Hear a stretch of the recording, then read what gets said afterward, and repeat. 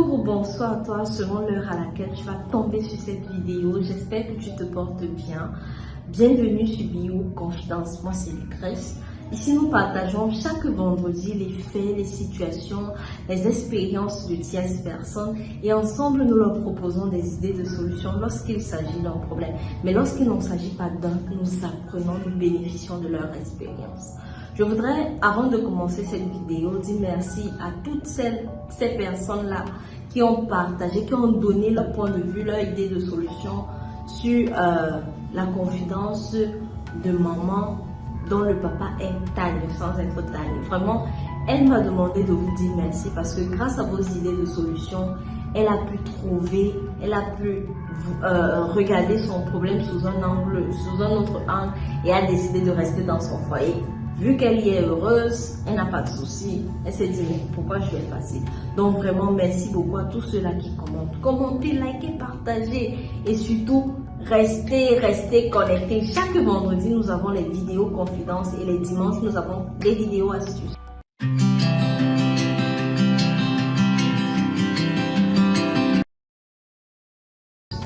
Aujourd'hui, je vais vous partager l'histoire, une histoire assez atypique. Atypique pourquoi? Parce qu'au moins une fois dans notre vie, je pense, c'est une histoire qu'on a déjà, c'est un peu la vie, ou du moins l'histoire de quelqu'un, que ce soit une voisine, que ce soit l'ami d'une amie, que ce soit une camarade de classe. On a toujours dans notre entourage une personne qui est maltraitée par ci, maltraitée par ça. Donc aujourd'hui, nous allons parler de maltraitance des enfants des autres, entre guillemets. Quand je dis enfants des autres, c'est parce que la plupart du temps, c'est pas notre enfant, c'est pas l'enfant biologique, c'est toujours l'enfant d'un cousin, d'une soeur, le voisin au village, des trucs comme ça. Mais le nœud du problème ne se trouve pas au niveau de l'enfance, mais de ce qui va arriver plus tard.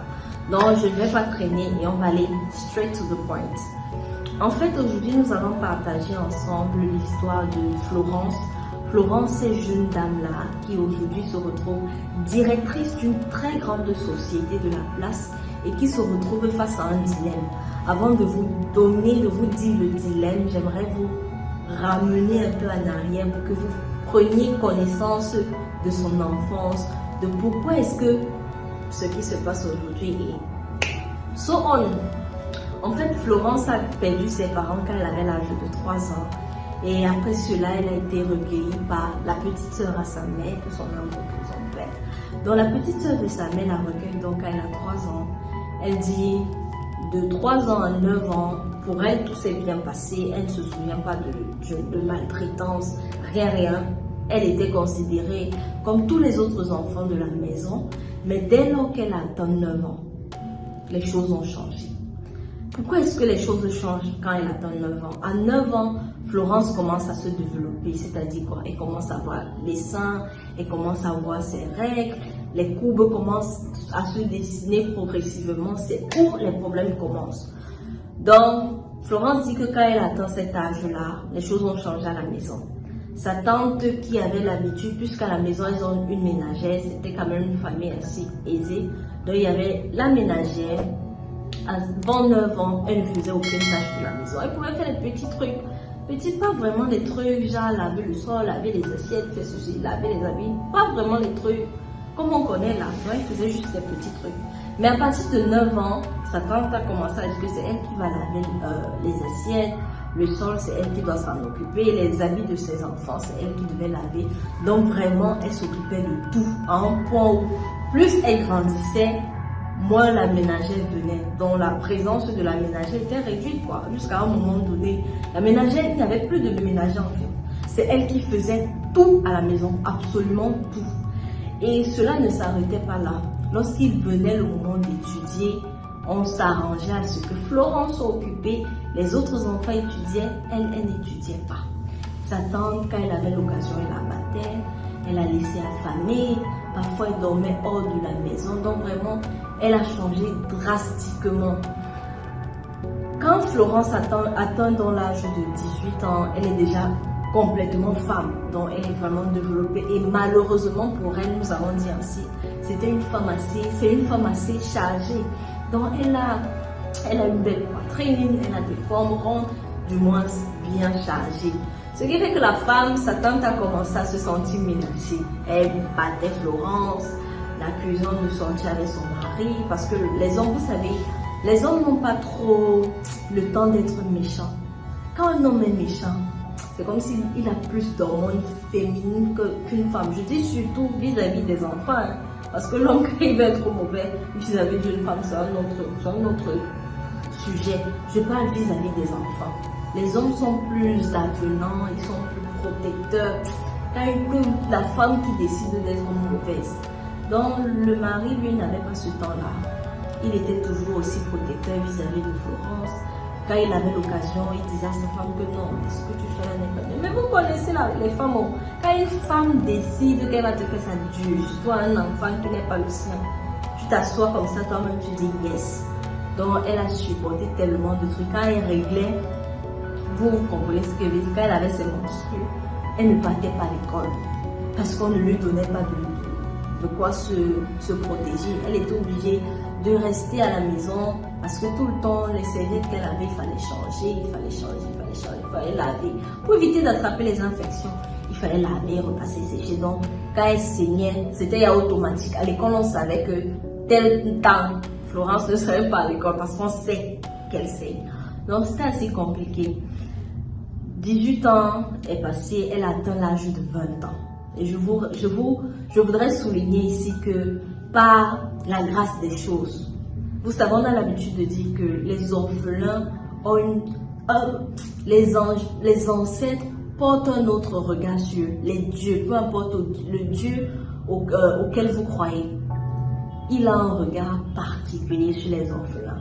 Ce qui fait que elle, malgré tout ce qu'elle traversait, elle n'a jamais raté une classe.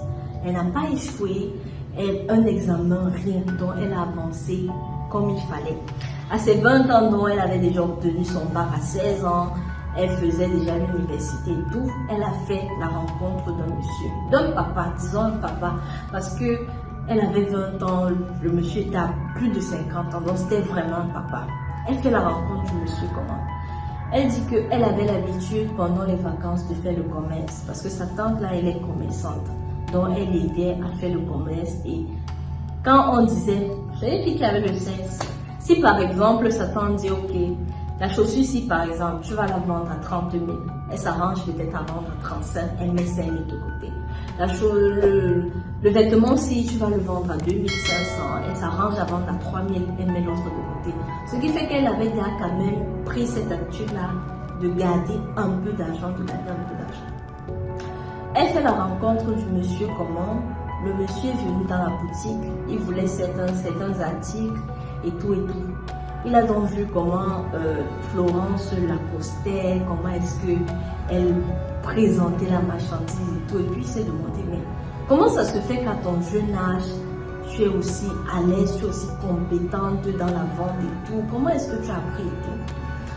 Florence a donc expliqué la situation. En fait, je me suis rendu compte que je vendais facilement, donc j'ai regardé les vidéos sur comment vendre et tout. Ne prenez pas, petite parenthèse, les jeunes, ne prenons pas seulement le téléphone pour tiktoker, pour regarder les statuts. Comprenez bien l'histoire de Florence. Elle s'est rendue compte qu'elle avait une facilité à vendre. Alors elle a décidé de se former sur la vente, s'auto-former seule. Elle regardait les vidéos, comment vendre, comment accoster le client. Et elle est devenue tellement bonne dessus parce qu'elle se faisait vraiment plus des gains que sa tante se faisait. Elle se faisait ses propres gains. Donc le monsieur a tellement été impressionné qu'il lui a proposé de travailler avec lui. On a hier, est-ce que vous écoutez? Donc il lui a proposé de travailler avec lui. Elle, malheureusement, elle a dit non. Le monsieur a insisté. Elle a dit, ouais, malheureusement, je ne peux pas accepter parce que ma tante, c'est moi qui l'aide à la boutique et je ne suis pas sûre, je ne pense même pas qu'elle va accepter. Le monsieur a dit, ok, il n'y a pas de souci, je vais parler avec elle. Voilà qu'il part rencontrer la tante, il lui explique le problème, du moins la situation, son besoin, son désir de travailler avec sa nièce.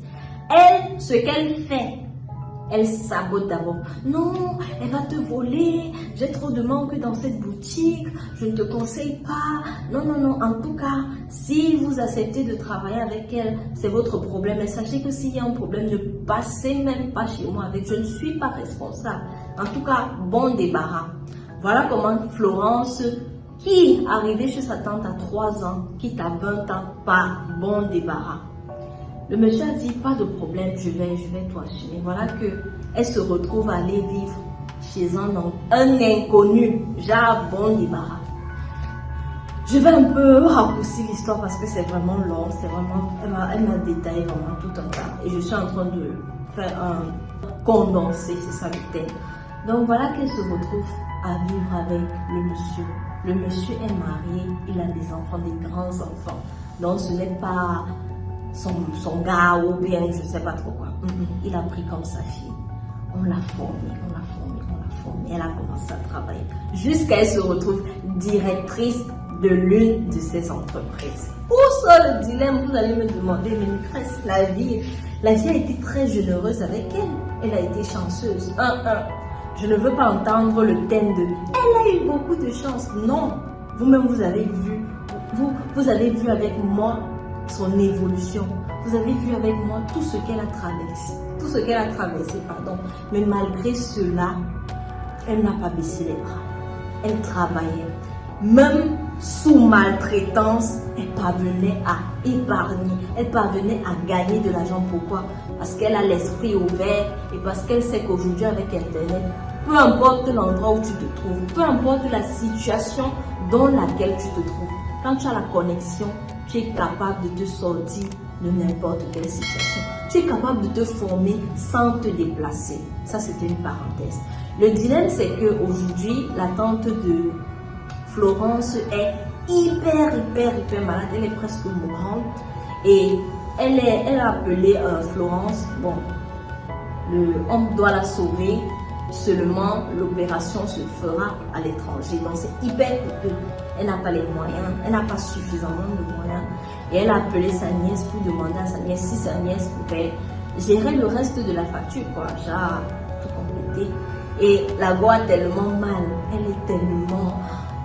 Elle a cette lourdeur au cœur. Elle a ce poids qu'elle porte en elle. Elle est en rage. Elle se dit, mais comment est-ce que le sang de mon sang, parce que c'est la petite soeur de sa mère, c'est pas une voisine, c'est pas une cousine, c'est la petite soeur de sa mère. Comment est-ce que tu as pu me faire tout ce que tu m'as fait en fait? Comment est-ce que tu en es arrivé à me laisser régler dans un seau? Parce qu'il faut dire les choses, c'est cruel. Comment est-ce que tu as pu me battre pour un truc que tu étais consciente que je n'avais pas fait? Donc elle a tellement de rancœur en elle et jusqu'à présent les jours de sa tante sont comptés, mais elle ne s'est pas encore décidée et elle a décidé de venir vers vous pour vous demander à sa place, s'il vous plaît, qu'aurez-vous fait? Est-ce que vous aurez facilement pardonné et aidé, ou bien vous allez aider même sans pardonner? Donc voilà la situation d'aujourd'hui, voilà le dilemme face auquel Florence se retrouve et vivement, donnez-moi votre point de vue. Qu'aurez-vous fait à sa place? Bon, moi personnellement, je vais dire comment. Le problème me parle, je me sens un peu concernée parce que moi également, je suis orpheline de mère depuis que j'ai 6 ans. Donc vraiment, j'ai aussi vécu des situations. Et tout ce que je peux te dire, Florence, c'est vraiment de... allège ton cœur, balaye et passe. Parce que mine de rien, tout ce par quoi tu es passé, c'est ce qui t'a amené où tu te trouves. Toutes les situations, si les choses s'étaient passées autrement, tu n'aurais pas été où tu te trouves. Si elle avait fait les choses autrement, tu ne serais pas où tu te trouves. Donc, ma belle, vivement, allège ton cœur, balaye, oublie, pardonne et fais ce qu'il faut faire. Parce que même si elle te battait, elle te permettait de rester quand même. Tu savais quand même que je rentre quelque part, même si parfois tu dormais hors de la maison, mais tu étais tout dans le portail. Genre, même si, gars, pardonne et fais ce qu'il faut. La souffrance là, c'est toi que ça tue. C'est toi que ça tue. Et j'ai toujours l'habitude de dire que le méchant oublie vite. le méchant oublie vite. Toute cette rancœur, toutes ces haines que tu gardes là, ça te détruit toi, pardon. Ça ne détruit pas ta tante, c'est toi qui souffres. Donc vraiment, allège ton cœur. Dis-lui merci pour tout ce qu'elle a eu à te faire, parce que crois-moi, si la situation avait été différente, tu ne serais pas où tu te trouves actuellement. Si elle t'avait traité différemment, je n'aime pas les peut-être que tu ne serais pas où tu te trouves actuellement. Peut-être que tu aurais été trop confortable, que tu n'aurais vraiment pas pensé à te former. Tu aurais tellement été confortable que tu aurais repris les cours, parce que généralement, ceux qui sont encore trop dans le confort là oublient parfois que ça peut disparaître. Et c'est tout ce que je peux te dire, parce que personnellement, moi également, je suis orpheline depuis que j'ai 6 ans de mère. Donc, j'ai aussi vécu chez des gens, je sais de quoi il s'agit. Et s'il faille vraiment donner mon point de vue, ça va tourner à autre chose. Donc vivement que tu t'allèges le cœur et que tu fasses ce qu'il faut, ce qui va te permettre de te coucher la nuit, de dormir sans souci, vraiment. Donc j'attends vos avis en commentaire. Vivement, ne laissez pas cette publication sans commentaire. Commentez, donnez votre point de vue. Est-ce que vous avez déjà vécu des situations similaires? Est-ce que vous avez été maltraité? Est-ce que vous avez des voisins qui ont été maltraités? Comment est-ce que vous vous comportez avec eux? Comment est-ce que ceux-là se comportent aujourd'hui? Parce qu'il y a certaines personnes qui maltraitent les autres parce qu'ils ont été maltraités. Il y a d'autres qui dorlotent tellement les autres parce qu'ils ont été maltraités. Donc vraiment, les gens réagissent différemment face aux mêmes situations, quoi. Donc, c'était tout pour la vidéo d'aujourd'hui. J'espère qu'elle t'a plu. Commente, like, partage. Abonne-toi et surtout n'oublie pas d'activer ta cloche de notification pour toujours être informé quand je fais une nouvelle publication. On se voit dimanche pour une vidéo astuce de la porte-toi bien et ton bonheur est primordial. Quand tu es heureux seul, être heureux avec les autres est plus facile. Ciao.